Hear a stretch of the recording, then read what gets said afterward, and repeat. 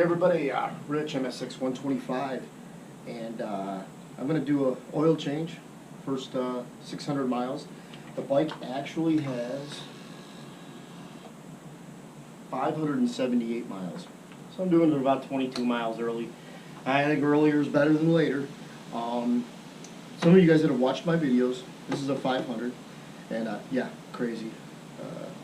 Can't explain why I did it, but I had a 300 that I bought in January. It's now September. I bought this in August. Ran the piss out of that 300, really liked it. I just wanted a little bit more on the highway, and I looked at a lot of bikes. I'm only 5'5", so I didn't want to be tiptoeing on any major sport bikes. You know, I looked at a lot of them. There was a lot I really liked. My brother's got an FZ07 that he just tears up the highway. It's a pretty fun bike. But I really liked the ergonomics of the bike. People say, all right, you're a douchebag, you upgraded it to the same bike. You know what? I really liked it. I like the mid controls that it has. Kawasaki has the 650S, which I really like the styling. I sat on it. It's a little unusual. I guess it's a very comfortable bike. The seat tears your ass up a little bit from what I hear on some other videos and stuff. The other big factor was I had the exhaust, the rack. I had a gear indicator. I got a windshield for it. I had all those parts, and when I traded it in, it didn't make a difference. I made out on the bike. I made a couple $100 on the trade-in. So I was like, yeah, hell, I'm taking it all off. The guy said, yeah, it ain't going to make a difference. So I kept all this. That was another factor involved in me getting, you know, just upgrading from the same bike and getting that 200 more cc's, which I'm really liking so far. Just real quick, I'm not going to waste a ton of time with you guys doing a real detailed oil change. If you need that, then you might think about bringing it into the dealer. But for those of you armchair guys like me that just, you know, wrench on stuff once in a while, and a bike is an investment, and people get a little nervous about putting a wrench to their bike. This is an easy job. This and the chain adjustment are two things you can do at home and save you a lot of money and the hassle of bringing it in. I'll run down the tools real quick you need. 12 millimeter socket with wrench. I'm using 3/8. Guys use 1/2 inch. Guys, it's a metric bike. Don't use a freaking 1/2 inch wrench on anything in here. Even if you're taking the engine down, I don't think you want to use a 1/2 inch on anything. Maybe if you're doing something with the front suspension or taking a triple tree off or something, you're going to need some serious beef. But other than that, you're going to need this. I'm going with a deep well, just because it's going to give me a little more clearance on that little nut. 12 millimeter. It's the smallest nut I had. I had a Honda Grom. And that thing had a 17 millimeter nut on the thing, and so did my Yeet.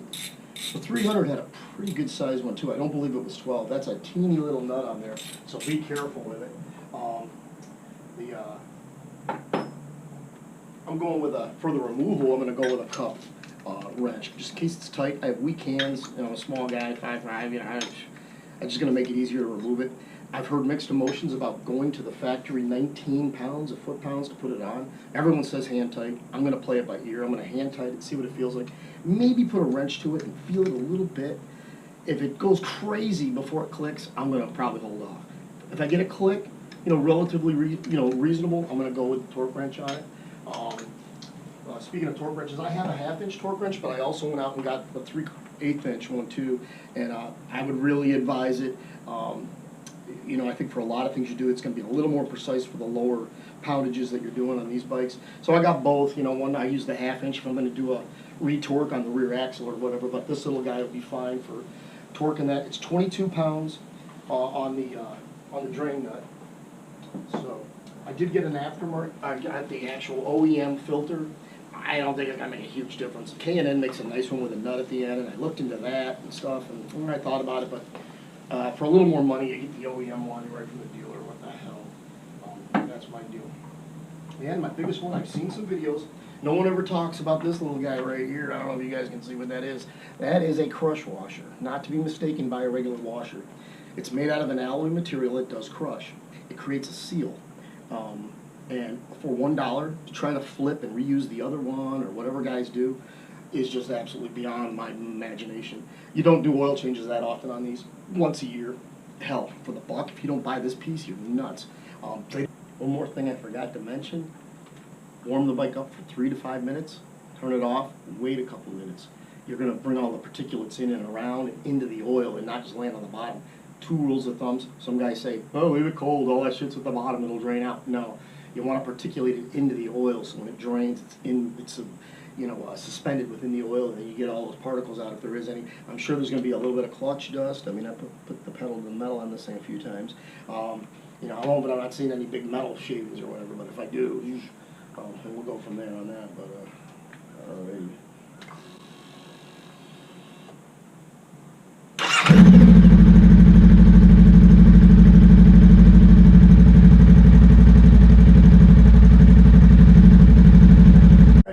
Well, the oil's draining, and one nice thing about doing your own oil is take your time, let it drain, let it drip. The dealer, whatever, they're pumping bikes in and out. They're not going to do that, so you're going to get more oil out of it. Let it drip. It's dripping still. So just wanted to add again, and I talked about the crush washer, and I'm sure you guys can't see this, but with your fingernail, there's definitely a crush point all the way around. And I think you'd probably be fine. But for like $1, and actually if you go on Amazon, there's like deals where you can get like 100 of them for $5.99 or something. It's just crazy. Yeah, go with this part right here. And they don't even, a lot of times the dealers don't even advise it. And if you took your bike in, chances are they just flip it over and use it again. Well, it'll be fine. I don't know. Motorcycle's a big investment. Screwing around for $1, I wouldn't do it. So I didn't run into any trouble whatsoever. And just to let you guys know, I don't think that oil filter was on it. No, 19 pounds. I put the cup wrench on it, and it just would doink. I could have probably done it with my hand, loosened it off. So I don't know. I'm real skeptical about going 19 pounds on that. That's a pretty good amount of torque, although it's over a large area. So maybe that balances out. I don't know. The drain plug's 22. I'm going to set that to torque. That's a lot too. I do my own cars, and none of my cars, I don't think have ever been more than like 17 or 18 pounds of torque on the drain plug. So I don't know. A little nutty on a little aluminum engine. They have to crank. All right, everything went really smooth.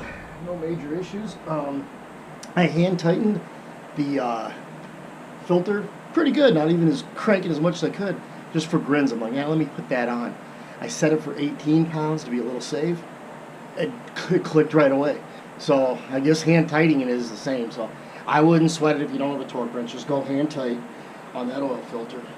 I did go 22 pounds, set up really nice. Use the new crush washer. Like I said, you have to definitely buy that. I don't know. The filler hole is really small. None of my automotive freaking funnels would do. If you're real careful, like some guys are really good, they can do. I'm too shaky. There's no way I got a filter. So I cleaned this one really good as I could. There's no particulates or anything in it, so we'll go for that. As far as filling this thing, with filter change, it says 2.9 quarts. There's a couple of guys that said that overfills it, and I kind of believe it. My brother did one, and he was exact. I mean, we measured it exact on his FZ07, and we had to take about an ounce or two out of it, because he wanted it right in there, and I am too. So I'm thinking I might go like, I don't know, 2.7. I gotta calculate that out. What is 0.7 in a quart? I wish it would tell you in ounces.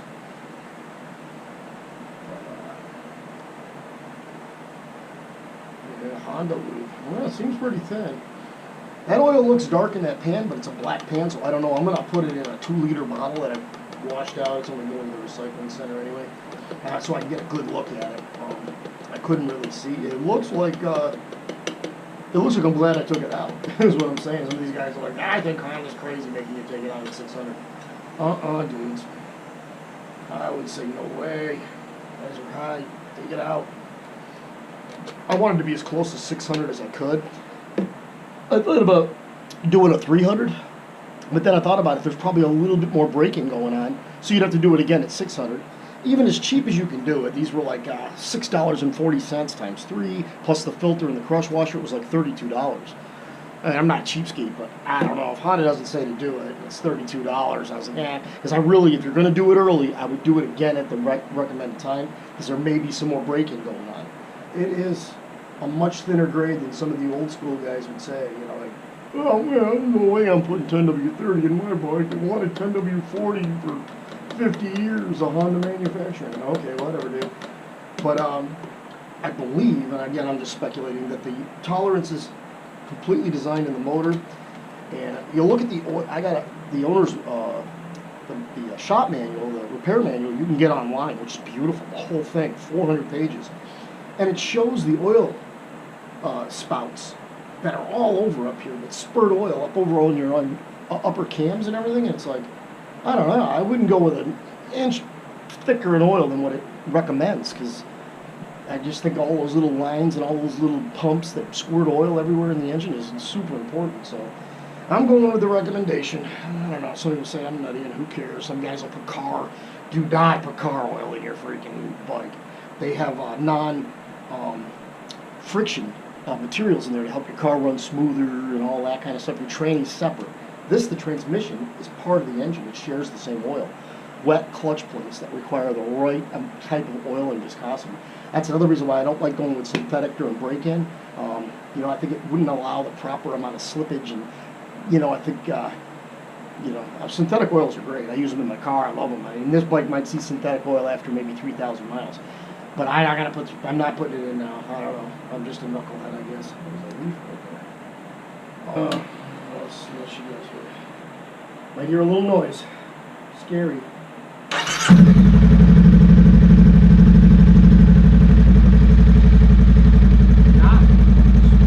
No chicken, no nothing. That 10W30, kids. I tell you, I wouldn't screw around. I'd do it. I would do it.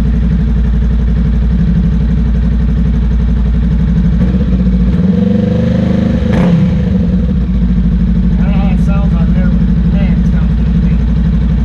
That's a real nice.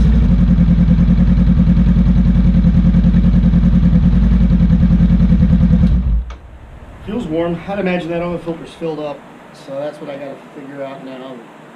This is where you need two people to look at that sight glass. I guess I could keep a hang on it and not let it crush me. What did I say? Just under 4 ounces in this jug to get it to specification. No, 3.2. 3.2. Holy shit. So right now I've got about 6 ounces in here, and you're supposed to leave 3.2, so I'm leaving 3 ounces out from the recommendation. Alrighty, kids. For those of you wondering if you should change your oil at 600 miles, yeah. This shit is black. I didn't see any particulates or anything. No major crusties or nothing. So that's cool, but it was burnt up. It got a lot of carbon in it, so it's dark. That's a clear bottle. Clear, it's a orange drink. Oh, pretty good. I'm signing out. See you guys.